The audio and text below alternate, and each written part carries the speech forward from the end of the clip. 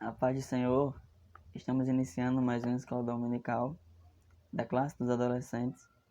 Estamos no segundo trimestre de 2020 e a quarta lição de hoje, que é a lição Eu Devo Ser Assim, uma indagação, que a gente vai aprender junto e compreender melhor a natureza humana, as suas concupiscências e tudo que envolve o cumprimento e a vontade de Deus.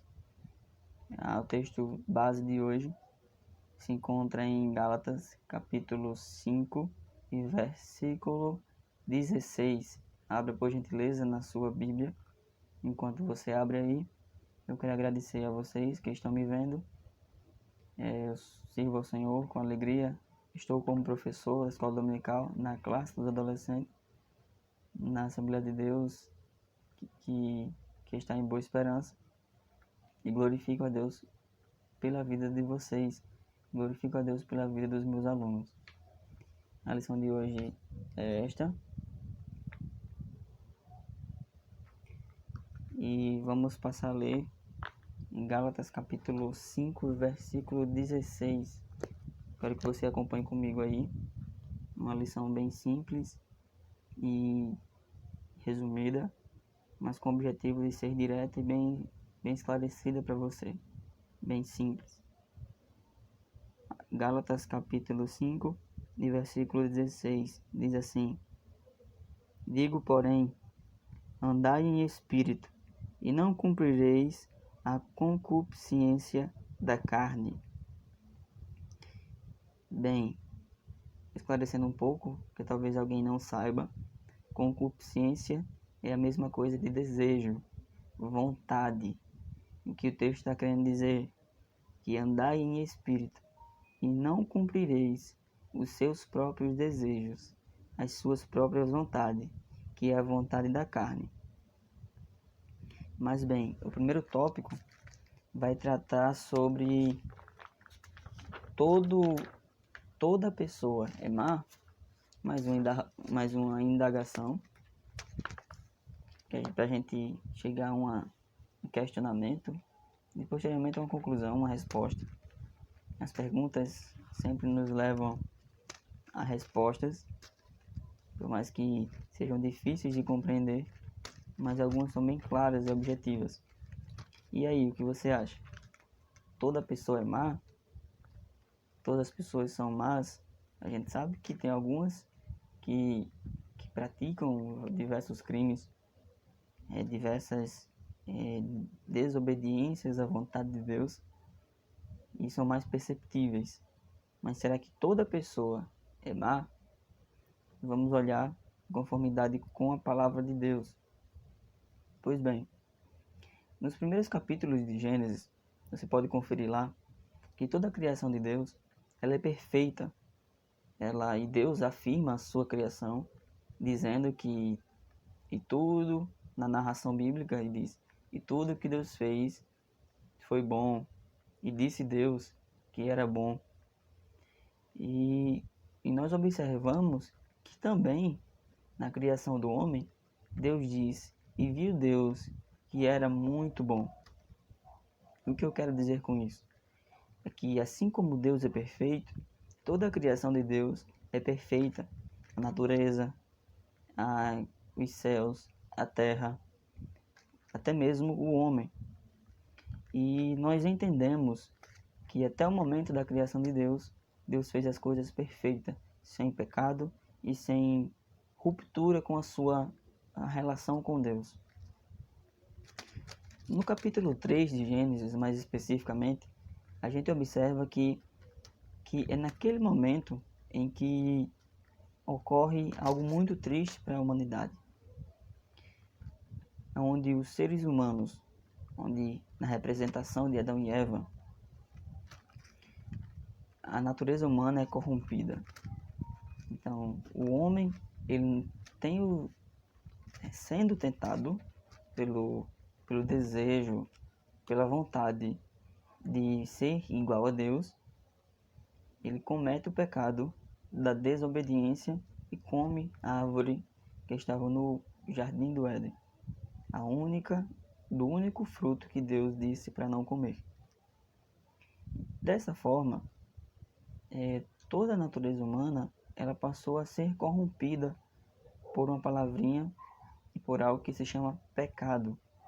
O pecado é a desobediência à vontade de Deus, é o desvio da vontade de Deus. Então naturalmente a gente compreende e biblicamente que o homem passou a viver conforme os seus desejos, conforme a sua vontade. Um egoísmo que habita dentro do homem para buscar o bem próprio, independente das pessoas que nos cercam.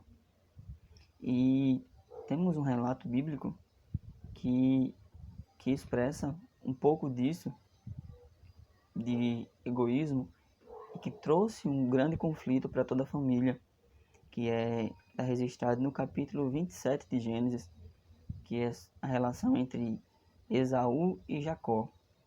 Havia um conflito e passou muitos anos essas pessoas, esses dois homens registrados na Bíblia, com um conflito familiar e possivelmente e evidentemente os filhos deles cresceram vendo aquela situação que havia entre os dois irmãos.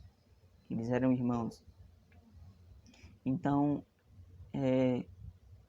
não é preciso reproduzir algo que a gente vê de ruim na nossa família para as outras pessoas.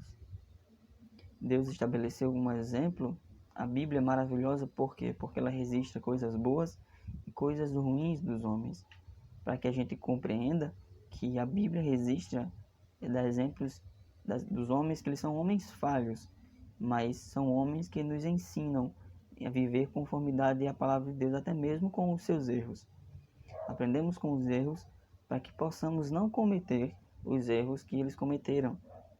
E da mesma forma, as pessoas que nos cercam, para que possamos não cometer os erros que elas cometem. Da mesma forma, o Esaú e Jacó, ou Jacó e Esaú, passou a viver em uma vida de conflito familiar. Então, por isso, após o pecado, a corrupção do homem, lá no Jardim do Éden, está registrado no capítulo 3, o homem passou a ter uma natureza pecaminosa. Tendo compreendido isso, a gente pode observar no capítulo 5 e versículo 17 de Gálatas também, bem próxima à leitura que a gente fez, diz assim: porque a carne cobiça contra o espírito, e o espírito contra a carne, e estes opõem-se um ao outro, para que não façais o que quereis. Então existe uma briga constante para que possamos fazer a vontade do espírito e fazer a vontade da carne, uma vontade oposta à vontade de Deus. Então a gente sempre vai buscar a fazer a nossa própria vontade, que significa fazer a vontade da carne, os nossos próprios desejos, para saciar nossa vontade e nossa alegria. E é preciso ter essa resistência contra esse desejo, os desejos da desobediência, do orgulho, da cobiça. E tudo isso desagrada e gera conflitos dentro do núcleo familiar.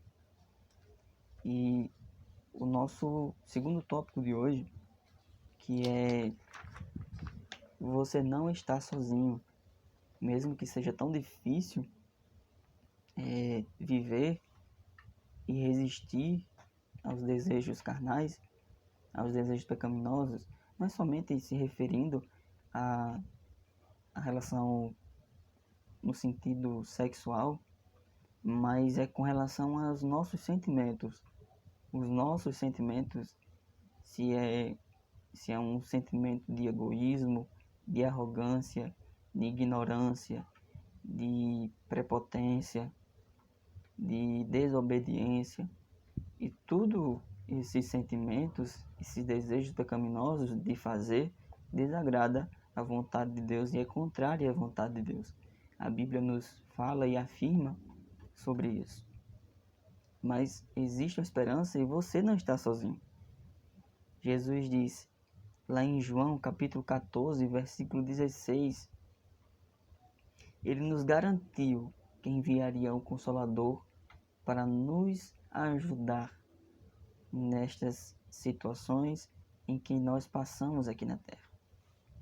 Ele diz bem assim, João capítulo 14, versículo 16, diz dessa forma,